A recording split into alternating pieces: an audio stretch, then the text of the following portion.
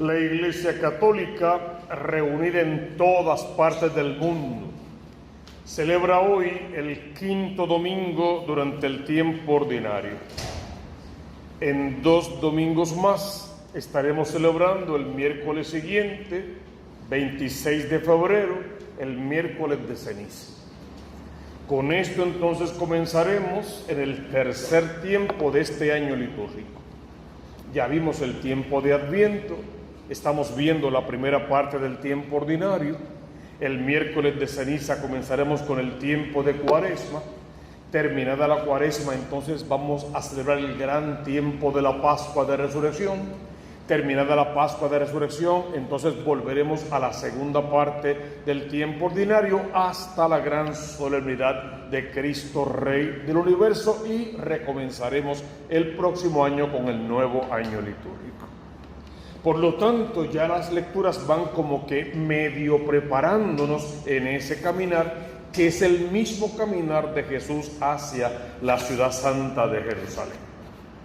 Veamos las lecturas que tenemos hoy a nuestra consideración.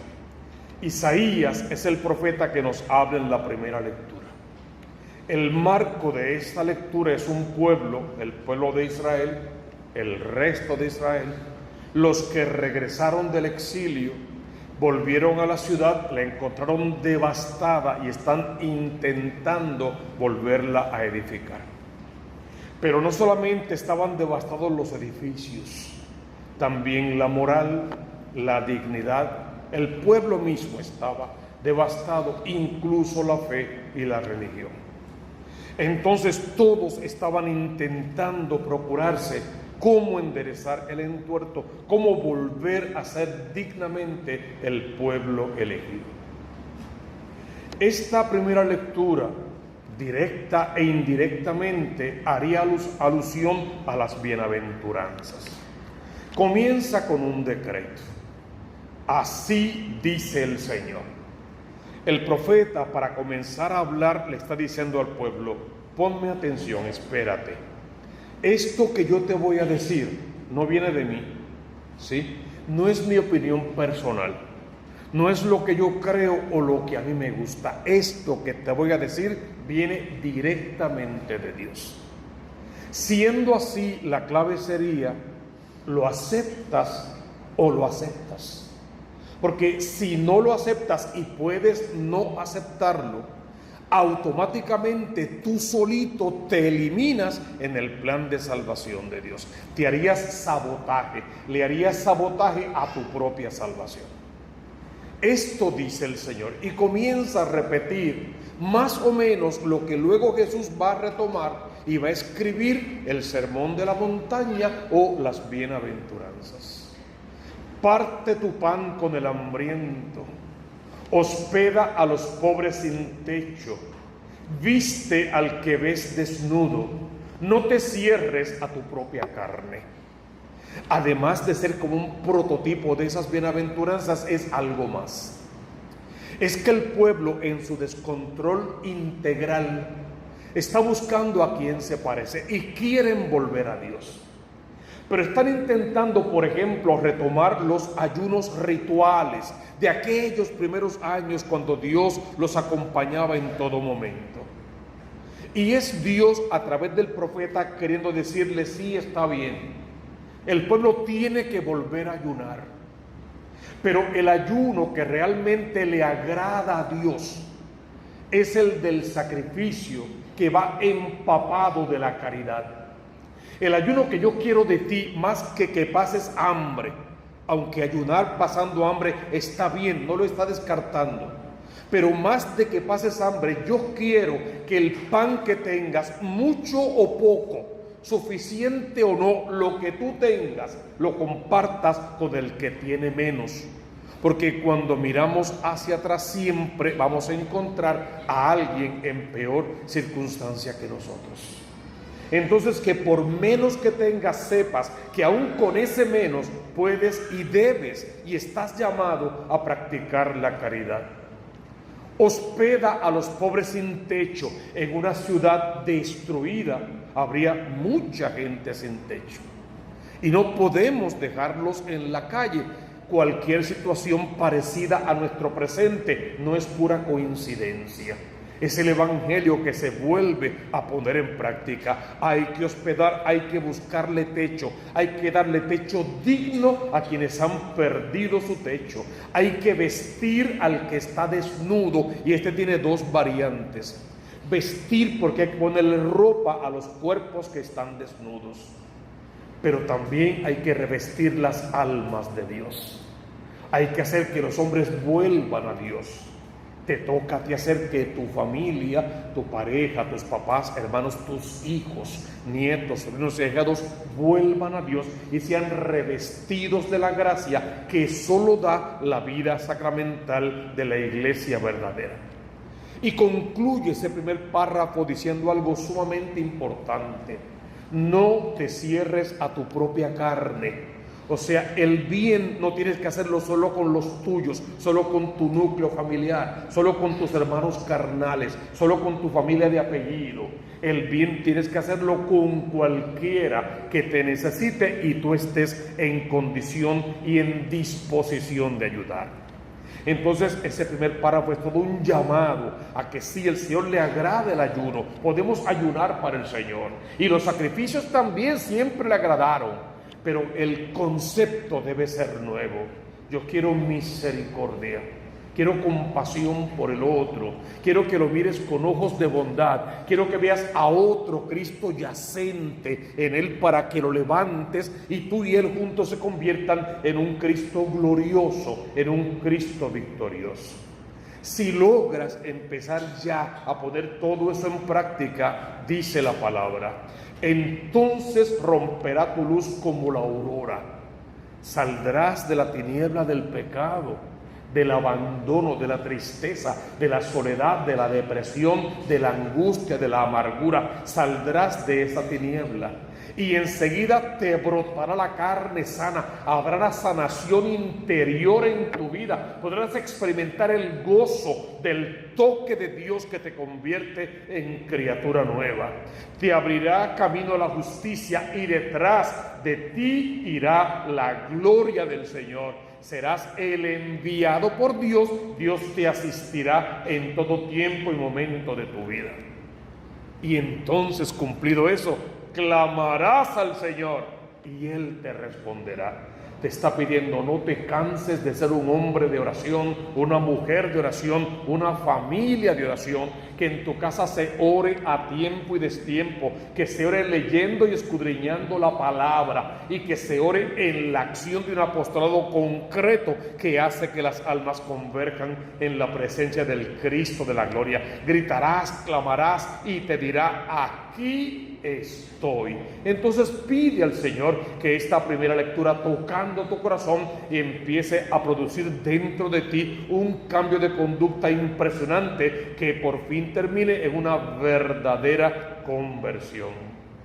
Cuando destierres de ti la opresión, el gesto amenazador y la maledicencia, cuando partas tu pan con el hambriento, va a repetir básicamente el mismo primer párrafo, y sacies el estómago del indigente, brillará tu luz en las tinieblas, tu oscuridad se volverá como el mediodía. La palabra te lo dice claramente hoy. Entonces convierte esta palabra en un estilo de vida durante el resto de tu vida. El justo brilla en las tinieblas como una luz. Si esa es la parte positiva, la parte negativa diría que el injusto pierde su brillo, pierde su luz, pierde la gracia, y concluiría que no puede salvarse a sí mismo, menos podrá salvar a otros, y tu misión es salvarte y salvar. San Pablo es el que nos habla en la primera carta a los Corintios.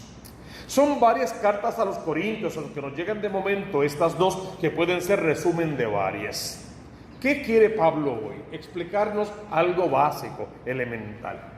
Pablo es el fundador de la iglesia de Corinto, así podríamos decir. Él llegó un día al puerto, predicó con poder, fue de lugar en lugar, de casa en casa, llamando gente, aglutinando hasta convencerlos del mensaje, y fundó la iglesia. Luego allí mismo eligió hombres dignos, los ordenó seguramente al sacerdocio, los dejó a la cabeza y él se fue a otro lugar a fundar otras iglesias. De momento y en la distancia se entera de que la cosa no va bien, mucho pleito, mucho problema, mucha dificultad, lo están medio descartando como verdadero líder, están desconfiando un poco de su evangelio, muchas cosas raras están pasando. Pablo no tiene forma de ir y volver de un día para otro, se comunica a través de estas misivas, por eso tantas cartas envueltas. ¿Y qué es lo que Pablo quiere decirles? Básico. Yo, que soy su hermano, cuando vine a ustedes a anunciarles el misterio de Dios, no lo hice con sublime elocuencia o sabiduría, pues nunca entre ustedes me preside saber alguna cosa, sino a Jesucristo y este crucificado. Pablo está diciendo lo mismo que en la primera lectura dijo el profeta Isaías. Escucha, escucha Israel, esto que te digo viene de parte de Dios.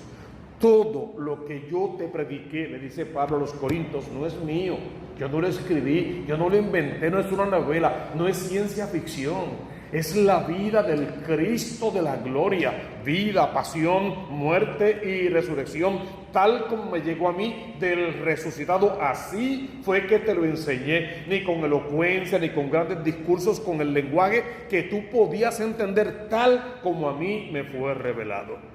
¿Y cómo yo me presenté ante ti? Como un pequeño Dios. No, Pablo deja claro muchas cosas. Yo me presenté débil. ¿Cuáles son las frases más famosas de Pablo? Tengo un aguijón clavado en la carne. Soy pecador, soy un miserable pecador, peco a diario, peco regularmente, pero me basta con su gracia me sostiene, donde abunda el pecado, sobreabunda la gracia. ¿Qué otra frase dice Pablo, por ejemplo? Señor, ¿qué me pasa? El bien que quiero hacer no lo hago, y el mal que no quiero, allí es donde caigo y sucumbo. Pablo reconoce su debilidad. Yo no vine como un Dios, vine como un hombre pecador necesitado, vine poniéndome y encomendándome a sus oraciones, vine a intentar mostrarles el camino de la salvación para que a su vez ustedes me ayuden a salvarme. De esa forma es que Pablo les habló. Fíjate la frase que usa exactamente: vine débil, temblando de miedo. Mi palabra y mi predicación no fue con persuasiva sabiduría humana, sino con la manifestación del poder del Espíritu Santo. Y eso tenía un propósito: que su fe no se apoye en la sabiduría de los hombres. No pongas tu confianza en ningún otro hombre. Desde el Antiguo Testamento ya se te dijo: maldito el hombre que pone su confianza en otro hombre. La fe, la confianza, la esperanza, solo puestas en el Cristo de la gloria, porque Él y nadie más que Él dio su vida por ti y por mí. Y sin embargo, y a sabienda de eso, muchas veces tú y yo le abandonamos y faltamos a misa en domingo, o asistimos a misa y pudiendo confesarnos antes para poder comulgar bien, no confesamos y no comulgamos, que es una forma también de darle la espalda a Dios. Entonces te está pidiendo el Señor: mantente en la fe, no permitas que el demonio, quien como león rugiente ronda buscando a quien devorar, acabe con la fe que está puesta en ti como germen desde el sacramento del bautismo, y que te toca acrecentar si tienes la oportunidad de vivir una verdadera vida sacramental. No insistas en vivir de espaldas a Dios o como si Dios no existiera, porque la predicación tiene que llegarte no como opinión personal del que predica, dice aquí, sino con el poder del Espíritu Santo, con el poder de Dios, no con sabiduría humana, sino con el poder de lo alto. El evangelio que hemos leído parece muy sencillo. De hecho lo es, en fin de cuentas. Es quizá el evangelio más predicado de todos los evangelios y el más comparado. Está tomado según San Mateo, porque ya dijimos que en el ciclo A siempre leemos a Mateo. En aquel tiempo dijo Jesús a sus discípulos: es el tiempo en que Jesús ya va comenzando su camino a subir a Jerusalén. Si es Mateo 5:13, saben que está este evangelio inmediatamente después a las bienaventuranzas. Jesús acaba de leerles, de explicarles, de contarles, de animarles en el sermón de las bienaventuranzas. Ya les dijo cómo tiene que vivir un cristiano. Ahora les va a explicar cómo lo tienen que hacer, de qué manera lo tienen que hacer y con qué fin lo tienen que hacer. ¿Qué es lo que yo quiero de ti?, te dice Cristo a ti. Yo quiero que tú seas sal de la tierra y que tú seas luz del mundo. Dos comparaciones que esta gente entendía perfectamente bien. Sal de la tierra, ¿qué significaría?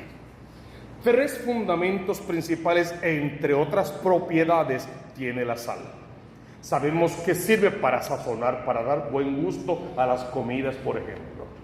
Sabemos también que sirve como preservativo, que permite que las carnes duren más tiempo si se salan bien. Y en aquel entonces, en el antiguo, también se usaban unas placas de sal para colocarlas en los hornos, a fin de que cuando se hacía el pan se mantuviese más templada la temperatura y el pan quedara en mejor estado. También servían para echarlas a las heridas, a fin de que purifiquen 40 cosas más. Fíjate un elemento que siempre hemos dicho de la sal. Te vas al mar a pescar y pescas un pescado, ¿verdad? Lo traes a tu casa. Si quieres comerte ese pescado que vivió toda la vida en agua salada, si quieres comértelo y que sepa bueno, ¿qué tienes que hacer con él? Salarlo, echarle sal. Si no, es insípido y sabe a centella, ningún sabor. Por lo tanto, vivió toda la vida en agua salada y no tiene sabor. He ahí el sabor a Cristo. No basta con que estés todos los domingos en misa, todos los días en misa y ante el Santísimo los 3 golpes en el pecho y el banco bien caliente y el peso en la colecta. No es suficiente. Tienes que tener sabor y olor a Cristo. Tienes que hacer que quien te mire te vea, que realmente te vea. Por otra parte, cuando tomas el pescado, lo preparas, lo adobas bien, lo salas bien, lo haces cocer y te lo comes, sabe bien delicioso.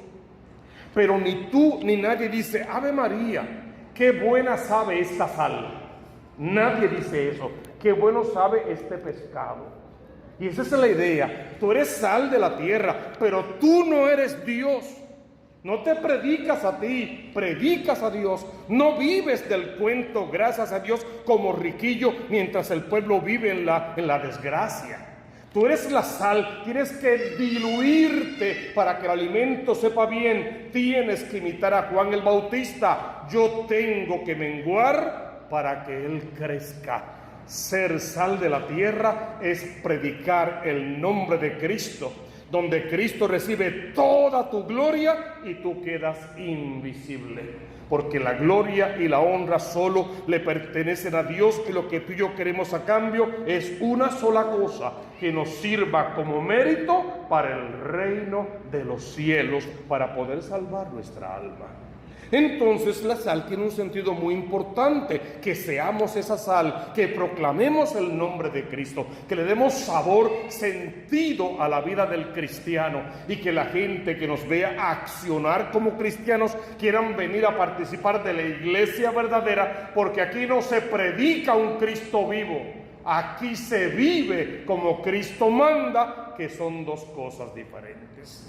Podemos predicar un Cristo vivo con mucho alboroto, mucha pandereta, mucha música, muchas canciones, muchas predicaciones muy emocionales y sentimentales, y al final no vivir nada de lo que ese Cristo pide. El llamado no es tanto a predicar a un Cristo vivo, es a vivir como ese Cristo manda y enseña, y dijimos, son dos cosas diferentes. Una vez que esas placas de sal eran colocadas en el horno, llegaba el tiempo en que perdían su efectividad, había que sacarlas y había que botarlas, ya no servían para nada más. Eso no puede pasar con el verdadero cristiano, y es el que pasa es aquel que predicó lo que no era, que se predicó a sí mismo, que dijo una cosa e hizo otra, y entonces cuando todo salga a la luz, queda al descubierto y ya la vida no tiene sentido. Fuera de Dios, nuestra vida sentido alguno tiene. Igual pasa con la luz, aunque podamos decir 1000 cosas más de la sal. Con la luz pasa lo mismo. No se edifica una ciudad para esconderla, ni se prende una vela para meterla debajo de la cama. Se pone encima de la mesa y que alumbre a todos los que están en casa. Pues si has recibido una vida sacramental, eres bautizado, eres confirmado, te confiesas regular, hiciste tu primera comunión, te comes al Cristo vivo. Lo menos que de ti se espera es que te parezcas al Cristo que te comes, es que vivas como el Cristo que predicas y es que ilumines el camino de otros para que también puedan llegar a la presencia de Dios. Entonces, ¿qué es lo que se pide de ti en esta Eucaristía? Tú eres la sal de la tierra y la luz del mundo. Tú eres el papá o la mamá de esa familia. Por lo tanto, a ti te toca a ti guiar a toda esa familia hacia Dios. Hacer que toda la familia tenga ese encuentro personal con Dios. Que en esa casa se viva de verdad esa presencia de Dios, se alabe, se bendiga, se glorifique al Rey, se canten himnos en su nombre, se rezan los salmos regularmente, el Santo Rosario, y la vida de toda esa familia sea un cántico de alabanza sin dejar de vivir y de gozar de todo lo bueno que este mundo tiene, porque una cosa no pelea con la otra. Podemos vivir en este mundo, gozar de este mundo, hacer todo lo que el mundo ofrece sin pecar, ni contra Dios, ni contra el otro, ni contra ti mismo. Enamórate de Jesús, enamórate de verdad de Jesús. Cumple con todo lo que pide la primera lectura de hoy. Predica la palabra de Dios que viene directamente desde Cristo, como pide la segunda lectura.